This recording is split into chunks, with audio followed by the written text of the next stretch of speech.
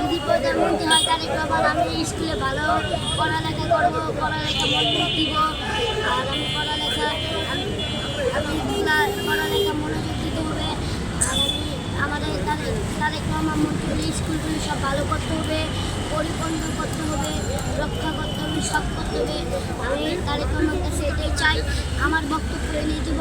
আমি তারেক রহমানকে চাই আমাদের স্কুলগুলো সব ঠিক করে দেয়, পড়াশোনা সব ঠিক হোক।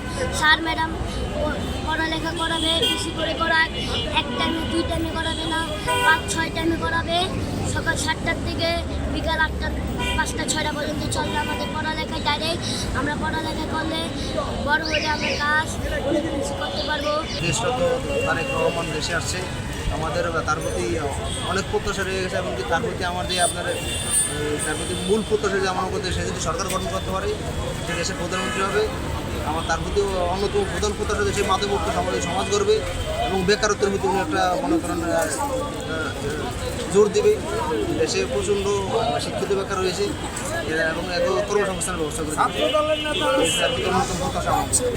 আসলে আমাদের আনন্দের সীমাহীন, আনন্দ শেষ নাই। কারণ আমাদের দেশ জনাব তারেক রহমান বাংলাদেশের মাটিতে আসছে। আজকে বাংলাদেশের জনগণ অনেক আনন্দিত হয়েছে। সেভাবে আনন্দ ধরে রাখার জন্য আমাদের নেতা যখন সরকার গঠন করবে তখন সেগুলো পূরণ করার চেষ্টা করবে। যেহেতু আপনি ফ্যামিলি কার্ড দেখেন, 2 কোটি মানুষের জন্য ফ্যামিলি কার্ড করা হয়েছে। আরও যাচাই করি বাংলাদেশের সকল সন্ত্রাসমুক্ত রাখবে।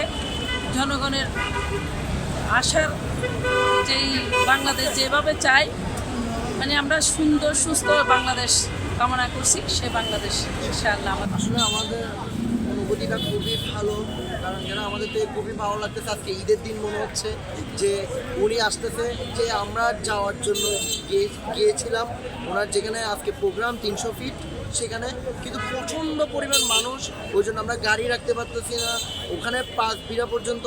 এরকম মানুষ যে সবাই খুশি যে উনি এখানে এই দেশে এসেছে দীর্ঘ এত বছর পর, যে উনি নিজের মার কাছে, নিজের দেশের মাটির কাছে এভাবে ফিরে এসেছে, সেজন্য সবাই আনন্দ উপভোগ করতেছে।